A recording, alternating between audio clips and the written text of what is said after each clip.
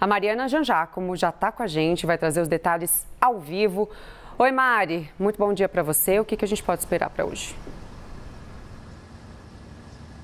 Oi, Tainá, bom dia a todos. Tainá, eu estou aqui do lado de fora da sede da ONU em Nova York, são 7 horas da manhã por aqui, então daqui a pouco eu vou lá para dentro para acompanhar essa sessão que deve começar às 10 horas da manhã no horário local, então 11 horas da manhã no horário de Brasília, e o Conselho de Segurança vai votar então essa resolução proposta pelo Brasil. Vai ser a segunda tentativa, de votação, aliás, a terceira. Lembrando que primeiro os países tentaram, já votar essa resolução na segunda-feira à noite, mas aí logo no começo da sessão a representante dos Emirados Árabes Unidos pediu mais tempo para que os países discutissem e analisassem melhor os dois textos que seriam votados, o texto proposto pelo Brasil e o texto proposto pela Rússia. O Brasil resolveu acatar esse pedido e deu mais tempo para que os países lessem e fizessem sugestões. A Rússia não, a Rússia insistiu para que a resolução fosse votada, foi votada naquela noite e rejeitada.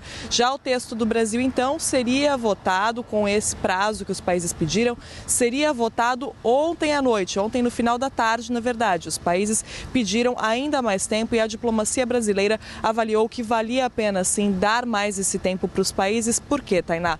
Porque é muito difícil se chegar a um texto que seja aprovado pelos membros do Conselho de Segurança, já que há posicionamentos tão diferentes entre os países. Para que um texto seja adotado, pelo menos 9 dos 15 integrantes do Conselho de Segurança precisam aprovar. E, além disso, esse texto não pode ser vetado por nenhum dos 5 países membros permanentes do Conselho de Segurança. Então, Estados Unidos, Reino Unido, França, China e Rússia. Estados Unidos e Rússia querem coisas completamente opostas nesse texto. Por exemplo, a Rússia propôs uma resolução pedindo por um cessar-fogo. E isso é algo que os Estados Unidos não querem discutir agora. O governo americano, o próprio presidente Biden, insiste na ideia de que Israel tem, sim, o direito e o dever de se defender, de defender os seus cidadãos. Então, o texto do Brasil, por exemplo, já levando isso em conta, não pede por um cessar-fogo, pede apenas por pausas humanitárias para a entrada de ajuda ali na região.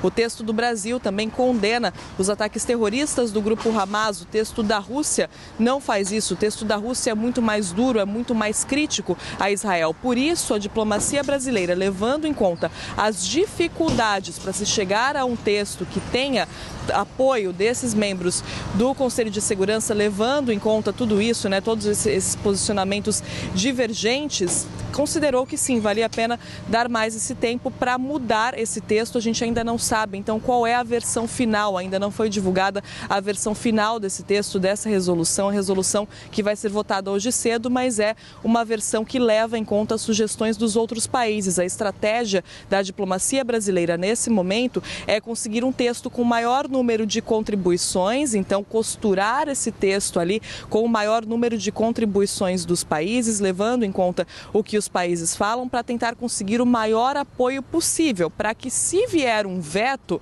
que esse veto venha a um custo alto, venha com algum tipo de constrangimento, porque imagine só, se vários países aprovam e aí vai um país, vai Estados Unidos ou vai Rússia e veta esse texto. Então, essa é a estratégia do Brasil nesse momento, tentar conseguir o maior apoio possível. E só para lembrar, só para explicar, a gente está falando de um mecanismo de pressão, tá? É para isso que serve o Conselho de Segurança da ONU. Aqui, essa resolução não é uma resolução que vai chegar, que vai resultar em um acordo. Não, é um comunicado para fazer pressão da comunidade internacional sobre os líderes, esses sim, que podem negociar algum tipo de acordo. Então, claro, Estados Unidos, Israel, Egito, quando a gente está falando da passagem de ajuda humanitária, então é um organismo que serve como pressão internacional. E se isso acontecer de fato, se essa resolução for aprovada, então será a primeira grande resolução sobre esse assunto, a primeira aprovação de uma resolução do Conselho de Segurança sobre Israel-Palestina em anos, porque, claro,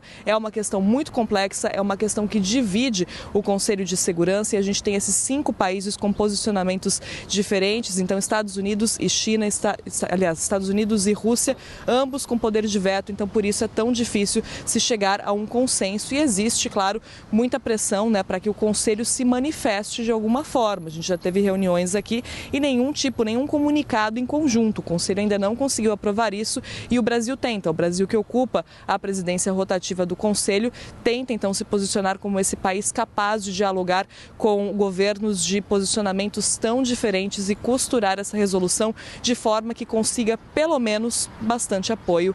Isso se não for aprovada. Tainá. Muito obrigada, Mariana Jean Giacomo, pelas informações ao vivo direto de Nova York. Depois